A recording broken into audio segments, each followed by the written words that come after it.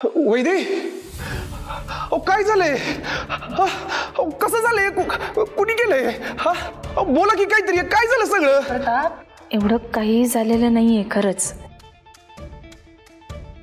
मी स्नेहाताईकडे गेले होते आणि तिथून परत येताना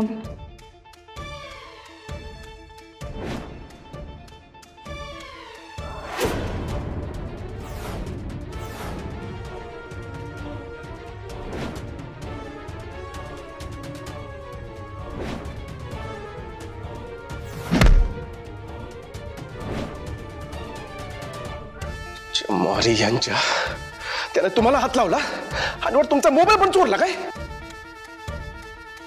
घरात एवढ्या गाड्या आहेत, एखादी गाडी घेऊन जायची ना. काय केलं तुम्ही असं? बाबू, अरे वैदी काय आज पहिल्यांदा बाहेर एकटी गेली होती का? आणि तिला कुठे माहित होतं की गुंड तिच्यावर हल्ला करणार आहेत, तिचा मोबाईल चोरणार आहेत? ही गोष्ट कळत नाहीये. हे गुंड अचानक आले कुठून?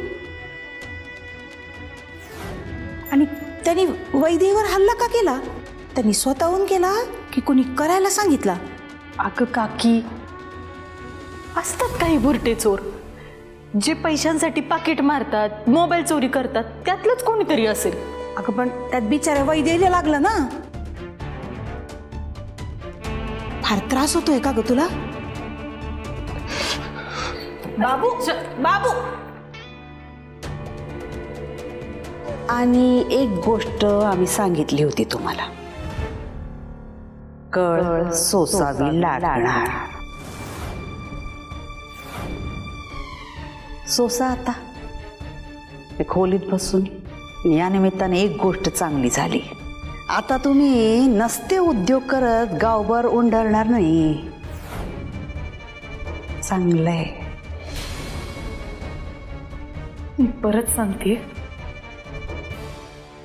तुम्ही माझ्या वाकड्यात शिरू नका.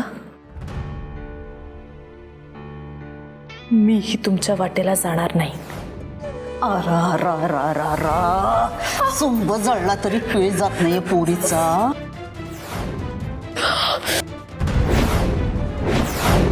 अगं पडलीस ना आगीत, आता फुपाट्यात का जायचंय तुला? काय करणार आहेस तू? काही करू शकत नाहीस. माझ्या स्वप्नांचा चोराडा करायला निघाली होतीस, मीच केला तुझ्या स्वप्नांचा चोराडा. तुझे मोबाईल आणि त्यातला सगळा पुरावा नष्ट केलाय मी.